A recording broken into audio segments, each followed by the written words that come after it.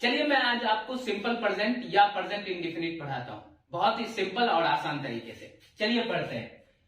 मैंने simple present का पहचान लिख रखा है कि जिस हिंदी वाक्य क्रिया के अंत में ता है, ते है, ती है इत्यादि लगा हो। ता है, ते है, ती है इत्यादि लगा हो। एग्जाम्पल के लिए मैंने एक सेंटेंस लिया है, मैं पढ़ने स्कूल जाता हूं।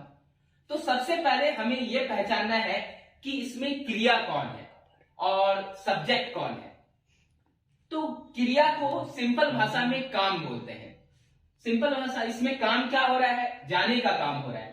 मैं पढ़ने स्कूल जाता हूं तो जाने का काम हो रहा है और यही ता लगा हुआ है, यही हमारा वर्ब होगा। और इस क्रिया को कर कौन रहा है? मैं कर रहा हूं। तो मैं क्या हो गया? सब्जेक्ट। और सब्जेक्ट को हिंदी में बोलते हैं कर्ता। चलिए हिंदी भी जान लीजिए, कर्ता। अब इसके सिंपल प्रेजेंट का स्ट्रक्चर ये कहता है कि सब्जेक्ट को रखिए, उसके बाद वर्ब का पहला फॉर्म रखिए, उसके बाद ऑब्जेक्ट को रखिए। हर वर्ब का 3 फॉर्म होता है, V1, V2, V3। जैसे गो हमारा वर्ब है तो V2 होता है वेंट और V3 होता है गॉन। तो चलिए इसको देखते हैं। सब्जेक्ट भी आइडेंटिफाई हो गया और वर्ब भी मिल गया, तो इसको बैठाते हैं। मैं का इंग्लिश होता है आई, और उसके बाद वर्ब का पहला फॉर्म रखने के लिए कहता है, तो गो हमारा पहला फॉर्म है, आई गो। क्या हो गया? मैं जाता हूं। कहां जाता हूं? तो स्कूल जाता हूं, तो आई गो टू स्कूल। यही हमारा ऑब्जेक्ट भी है। क्या करने जाता हूं? तो पढ़ने जाता हूं, तो दूसरा वर्ब हमेशा टू लग के आएगा, टू रीड, पढ़ने जाता हूं। यही हमारा ये टर्म इंफिनिटिव कहलाता है। इसको बाद में जानेंगे, लेकिन अभी जानने के लिए हमें यह है कि दूसरा वर्ब जब भी आएगा वो हमारा टू लग के आएगा। ठीक है, तो अब हो गया ट्रांसलेशन। मैं पढ़ने स्कूल जाता हूं, I go to school to read. हाँ, एक काम आपको बहुत आसानी से आपका ट्रांसलेशन हो जाएगा। आपकी क्या करना है कि अब मैंने यहां कुछ सब्जेक्ट लिख रखे हैं, जैसे मैं, तुम, वह। तो आपको क्या करना है, यहां पर सब्जेक्ट चेंज करना है। मैं की जगह तुम रखना है। तुम पढ़ने स्कूल जाते हो, तो यहां क्या करना है? You go to school to read.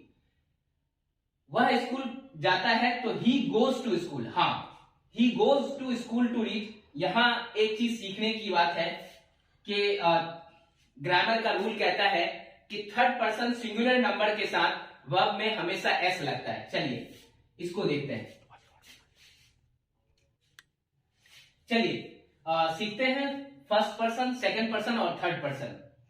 तो जो बोल रहा है वो फर्स्ट पर्सन, जो सुन रहा है वो सेकंड पर्सन, और जिसके बारे में बोला जाए वो थर्ड पर्सन। तो हम देखते हैं ग्रामर का रूल क्या कहता है कि फर्स्ट पर्सन है तो वर्ब एज इट इज रहता है। जैसे मैं एक वर्ब ले रहा हूं प्ले, तो मैं खेलता हूं तो क्या होगा? I play. हम लोग खेलते हैं, first person plural number, we play. और second person singular number, you play. Second person singular number, you play. Second person plural number, you play. यानी वर्ब में कोई परिवर्तन नहीं आ रहा है। हाँ, third person singular number, he, she, it और राम, इन सब के साथ वर्ब में एस लगेगा। प्ले है तो ये हो जाएगा प्लेज। जैसे वह खेलता है तो ही प्लेज, वह खेलती है सी प्लेज, यह खेलता है इट प्लेज, राम खेलता है राम प्लेज, और दे प्ले। तो पता ये चला कि थर्ड पर्सन सिंगुलर नंबर के साथ वर्ब में एस लगता है। मैंने पहले ये ट्रांसलेशन हमने कर रखा है, मैं पढ़ने स्कूल जाता हूं, इसका ट्रांसलेशन हमने कर लिया है। अब मैं दूसरा सेंटेंस आपको दिखाता हूं। मैं पैदल दोस्तों के साथ पढ़ने स्कूल जाता हूं। तो फिर हमें वही ढूंढना है, सब्जेक्ट और वर्ब।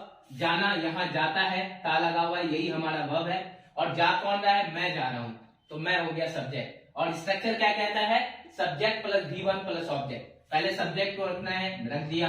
उसके बाद किसको रखने के लिए कहता है? वर्ब को।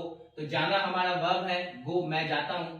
कहां जाता हूं? तो स्कूल जाता हूं, आई गो टू स्कूल।